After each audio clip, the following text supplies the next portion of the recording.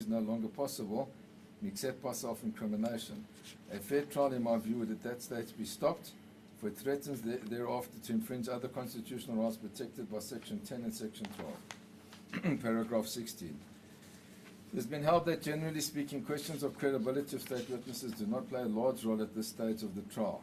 17. In the matter of State v. Mpete Supra Williamson J., held that relevant evidence can only be ignored if it is of such poor quality that no reasonable person could possibly accept it, and that credibility therefore plays a limited role at this stage of the proceedings. 18. In State v. Lagamandla and Supra, the court also held that credibility should be taken into account at this stage, where it is of such poor quality that no reasonable person could possibly accept it. The following quotation from that matter is apposite. In my view, the evidence of the only eyewitness called by the state, Wesley Kamanga, was of such poor quality that no reasonable person could possibly accept it. This view shared by my two learned assessors. 19. In the more recent matter of State v. Agliotti, 2011, Volume 2, SSCR 437 GSJ, Khomo J quoted the passage of Willis J in the matter of State v. Ndlamandla, referred to above, with approval, and stated that it is an exercise in futility to lay down rigid rules in advance for the infinite possible factual situations that may or may not arise. Khomo J held that it is unwise to attempt to banish issues of credibility in the assessment of issues in terms of Section 174, to confine judicial discretion to musts or must nots. 20. It is submitted that the present legal position regarding applications in terms of Section 174 may be summarized as follows. Sub 1. An accused person, whether or not he is represented, is entitled to be discharged at the close of the case for the prosecution if there is no possibility of a conviction other than if he enters the witness box and incriminates himself. Sub 2. Deciding whether an accused person is entitled to be discharged at the close of the state's case, the court may properly take into account the credibility of the state witnesses. Sub 3. Where the evidence of the state witnesses implicating the accused is of such poor quality that cannot be safely relied upon, and there is accordingly no credible evidence on record upon which a court acting carefully may convict, an application for discharge should be granted. 21. In order to apply this test, regard must be had to the allegations levelled against the accused in the charge sheet. 22. The accused are arraigned on one count of common assault, where it is alleged that upon or about 14 April 2018, and at or near Fourways Memorial Park in the district of Johannesburg North, they did unlawfully and intentionally assault Johannes Jacobus Venter by pushing him. 23. Both of the accused pleaded not guilty. The basis upon which they did so was one of justification. Both accused believed that they were entitled to enter the cemetery for burial ceremony, and that the obstruction of them was illegal and unjustified. In the circumstances, they lacked mens rea because they believed at the very least that they were entitled to enter the cemetery for a burial. Additionally, there was a political agenda. They both reached out to the complainant by a process of Ubuntu that was rejected by AfriForum. There was a political agenda between AfriForum and the EFF.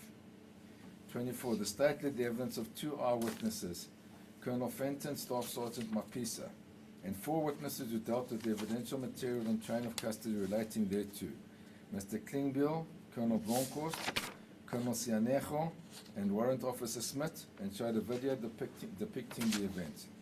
25. We respectfully submit that this application will demonstrate that the accused is entitled to a discharge at the close of the state's case in that. Sub 1. The state has not led any evidence to show that the accused were not entitled to enter the cemetery to participate in the burial ceremony. Sub 2.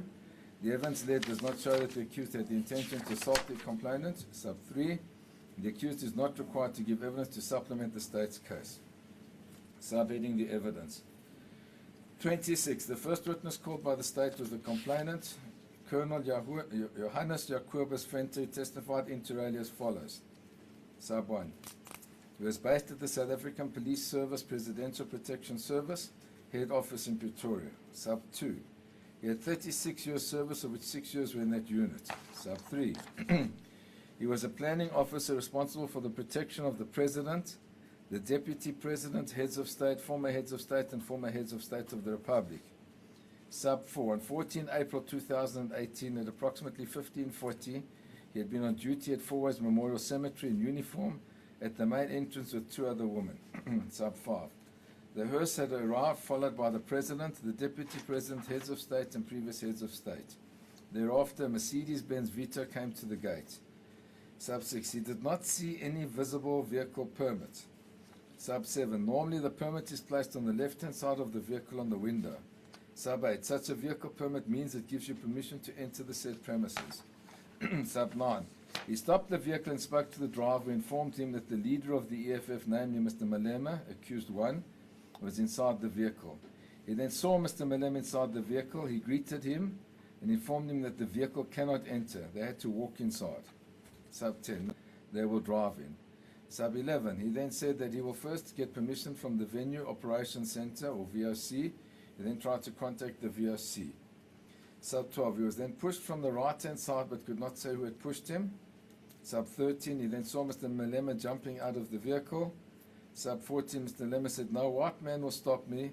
He was then pushed a second time from his back but did not see who it was. Sub 15, he then moved back to the front part of the vehicle where he was pushed by both of the accused. Sub 16, the second time he was pushed so hard that he lost his balance and fell against the guardhouse. Sub 17, at that stage, General Zulu came closer to him and told him, "Leave, leave." Sub 18, at some stage, the accused got back into the vehicle and it then drove into the cemetery.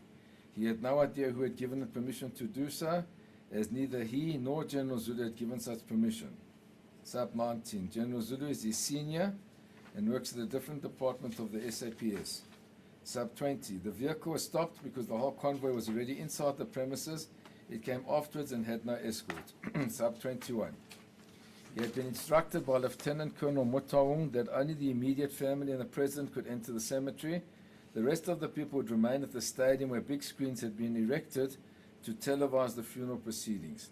Sub 22, he then utilized a map to indicate where the allocated parking was in the VOC. Sub 23, the accused had personal permits around their necks, but he had not seen a visible permit on the vehicle. Even if he had seen such a visible permit, he would have stopped the vehicle because it was not part of the convoy. Sub 24, the cars which had permits to enter the cemetery in the convoy of the Mandela family, the President of the Republic of South Africa, followed by the Deputy President, followed by heads of state. Sub 25, he was then shown video footage. The dispute concerning the video footage of the incident, authenticity and completeness thereof was placed on record. Paragraph 27. The following was elicited from him during cross-examination. Sub 1. He had been told over the radio when the convoy left the stadium but was unaware of the time because he did not look at his watch. Sub 2. He described the arrival as depicted on the video as not being haphazard in his view. It was orderly. Sub 3. The funeral program which was then shown to him had not previously been shared with him. This was subsequently admitted as Exhibit A. Sub 4. Item 17 on the funeral program was a tribute to the deceased, Mrs. Winnie Madikizela Mandela. Sub 5, despite the official program indicating that accused 1, Mr. Julius Malema, was instrumental in those proceedings, he had never received at any stage such a program. Sub 6,